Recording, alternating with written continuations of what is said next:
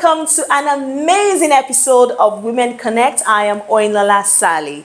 Today on our spotlight is an excellent serial entrepreneur who is passionate about the event industry and also impacting lives. But before we unravel our woman of the moment, let's go on a short break.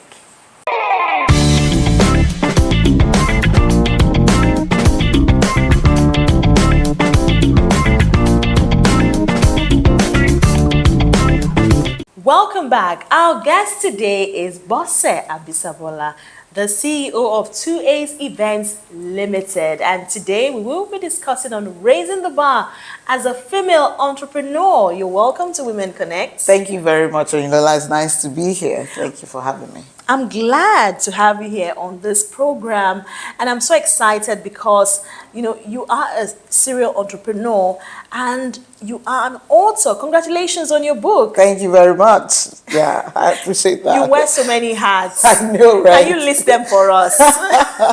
You rightly said serial entrepreneur and now an author. My first book, and I'm excited about what the book stands for. It kind of captures everything that I have passion for, which is innovation, and then the desire to be able to make that desirable impact in my life and the life of others around me. Congratulations. And what led you into publishing that book? Well, like I said, it's more or less like my entrepreneurial journey. Stimulating your business, was birthed during COVID-19, and I started out a series, and it helped me to be able to profile conversations around how people in my sector, in the hospitality sector, can live life beyond COVID-19 and begin to make strategic plans to be able to thrive even in the midst of all the lockdown and then the new challenges that were coming up. So basically this book is actually a tool to help entrepreneurs and CEOs to be able to navigate challenging times, recover from every downtime of any economic climate they might go through. Wow, that's wonderful. And I'm sure before we finish this discussion today, you're going to sign my book for me. It will be a pleasure to do that for you. I'll be a proud one. I'll stimulating your business. And it surely will stimulate your entrepreneurial journey. Exactly. Okay, speaking about entrepreneurial journey, can you just take us through briefly and then tell us what led you into that line of business? All right. I've always wanted to be a business person. I mean, like an entrepreneur. Birthing from my parents, who are both entrepreneurs themselves, business people. My father is into business, my mom as well. So I guess maybe it runs in the family. And for me, I also wanted to have my own, run my own thing and have my own capital, and then be able to provide solutions in the hospitality business due to the fact that I love ambience and beautiful spaces.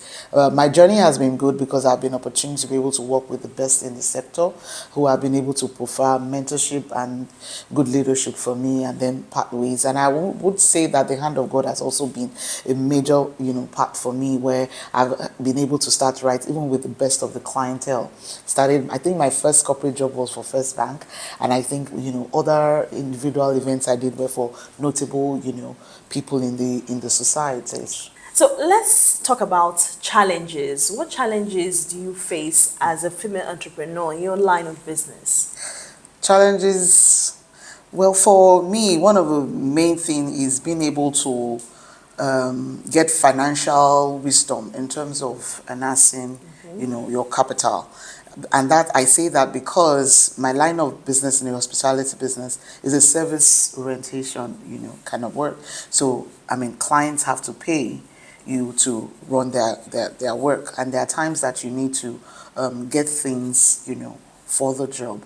So having to be able to know how to collaborate or partnerships that you need to go into so that you can get items for you to do the kind of big jobs that you need to present for your clients, were one of those challenges, because the challenges there is that you need credible people, you need people who are trustworthy, you need people who have, who understand what is at stake for you to deliver an excellent job with excellent products. And that has to do with their timing of delivery and the kind of quality of items that you get from them, because those are the things that speak to the excellence of your work.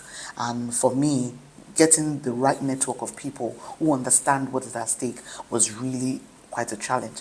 But in no short time, during discovering, good people because of my desire to deliver excellence was made the journey quite easy for me. And then the financial part, knowing how to invest, what to invest in, what not to put money in, was also another part that the entrepreneurial training that I got, from EDC and other places that I did Places. helped, Yeah. to for me to navigate those challenges. Well, let's go back to stimulating your business, your book. Would you say those are some of the things that actually just drives your passion as an entrepreneur? Because I can see this book, as small as it looks like, it's mighty. Yeah, small but mighty, you must say. It's And small but mighty. yeah, you're correct, Oyinlola. The book captures, my passion for innovation and the desire to make impact. This book is born out of that so that I can be able to help, other people, other entrepreneurs and CEOs see through other people's journey, see insightful solutions that they can also adapt into their businesses and how they can be resilient. And, my entrepreneurial journey in caps, were told by the stories of those people who also shared, in the book, and that was what I put together for everyone to be able to navigate, the entrepreneurial journey as a CEO, especially because the book starts with mental health, for entrepreneurs. And that's because there's so many decisions that you need to take.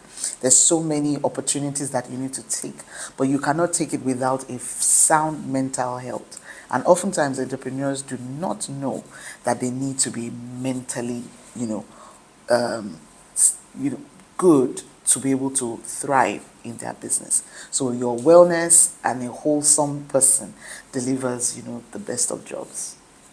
And how do you handle bias and stereotypes? It always comes in any industry you find yourself in. How do you come out of that cliche they give to an event planner, event decorator? Just tell us. Yes, you are very correct. But my personality actually helped me to,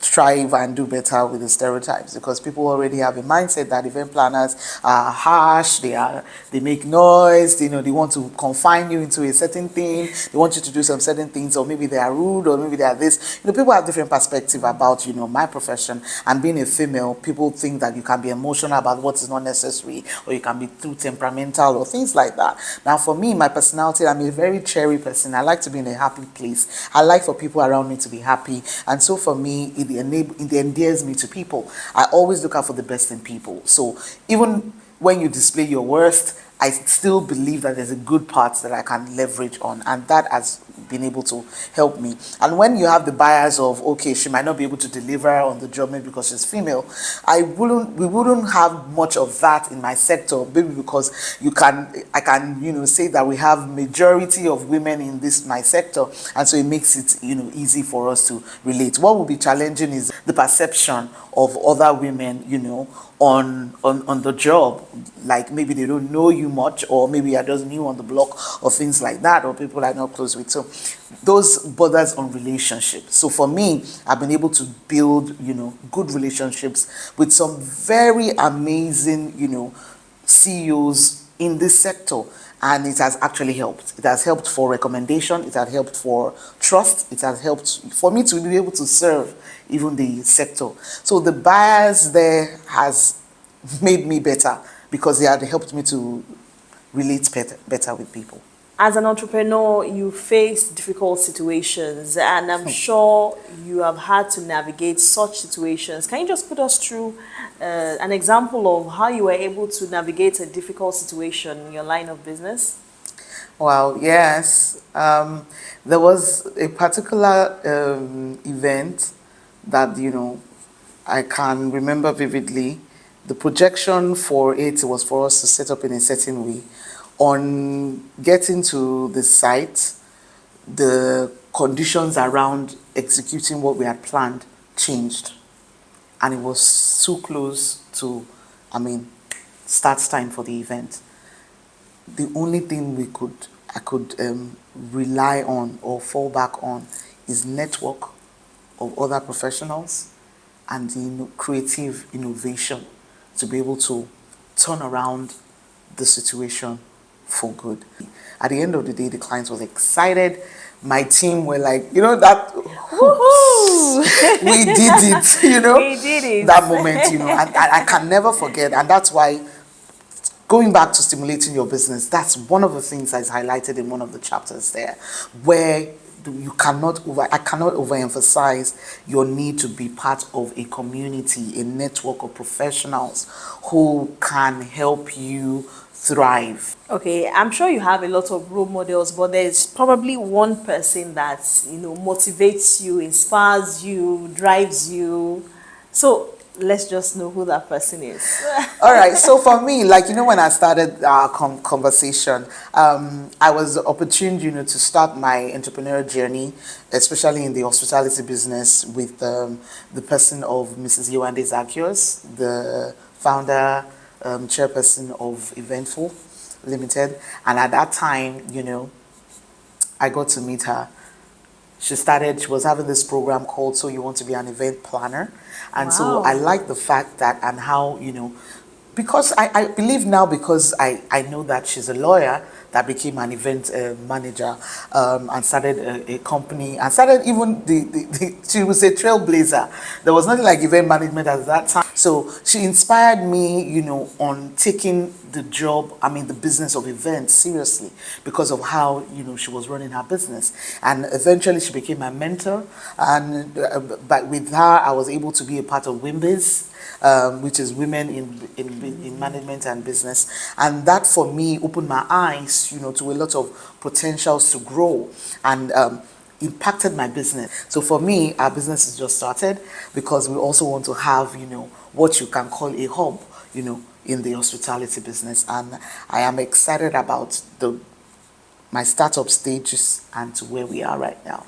And I know that that has always been a goal for me. And we're not there yet, but we're no longer where we started from. And I'm excited about what is ahead. Truly, I am. You should be.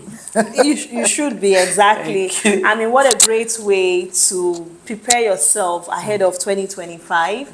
2024 is gradually coming to an end. It has been a wonderful year so far. And, well, we just need to be optimistic. Absolutely. Well, I'm sure a lot of aspiring female entrepreneurs out there are looking at you and are wondering, how does she do it? I want to know how she does it. So, well, and this is the point whereby you get to just tell them, give them a word of advice, especially to aspiring female entrepreneurs, especially to even those ones who are in your line of business. Yeah, thank you, Inola. I mean, to every aspiring female entrepreneur who wants to start their own business, I'll say to you, be true to yourself, understand, have clarity of what you want, who you want to be, and the kind of business you want to run, and have a sticker for diligence, expertise, and professionalism. With these three key things, your aspirations will come to pass because that will be your driving force. It will instill your passion to grow. It will instill your passion to learn and unlearn. It will instill your passion to become what you plan to be. And it will also lead you to network and move in the direction of the things that will propel you to grow. And I can never emphasize the role of your own passion. When you're passionate about something, it drives you. When they wake you up, is what you want to do. When they speak to you, when somebody asks you your opinion, you are quick and passionate about telling them your story. Exactly. And so for every aspiring female, I'll tell you, go for it. You can be it. You can do it. And nobody can stop you except you. So go all the way for it and find out the people who have gone ahead those paths that you want to go and learn a thing or two from them. If you are not close to them, get their book. If they don't have a book, get their videos. If they don't have a video, get their social media platform. Look at them from afar and from up close and then learn a thing or two from them. And then be a part of a professional body in the sector where you want to thrive so that you can learn how to do things or business in that sector properly. And I wish you all the best. And above all, the God factor is the number one. Okay. God will help you. Wow, the God factor. God did. God did it in our life. He can do it in yours. Yes. Expertise, diligence, professionalism. Absolutely. Those are my take home today on Women Connect. But before we go, she's going to do something for me. Yes. And which is that she's going to sign. This is the first book signing we're having on this program. All right. Okay. Congratulations I'm once more, excited Noble. about that. Thank you so much, Oilola. And I wish you all the best. To the best entrepreneur that I know. Now, she is a media entrepreneur. She's doing so many things, wearing so many caps, with so many bagging degrees. And I wish her all the best. Thank you. You're welcome. Thank you. I'm Thank so you. proud of the woman that you constantly, aspire to be. Wow, And I wish you all the best. Thank you very much. You're welcome. Okay, well, you heard it all from Bose Abisagboola, who is the CEO of 2A's Event Limited. She's a serial entrepreneur, she's an author, she wears so many hats, and as you can see, and it has been interesting discussing about raising the bar as a female entrepreneur. Don't go anywhere. The show still continues.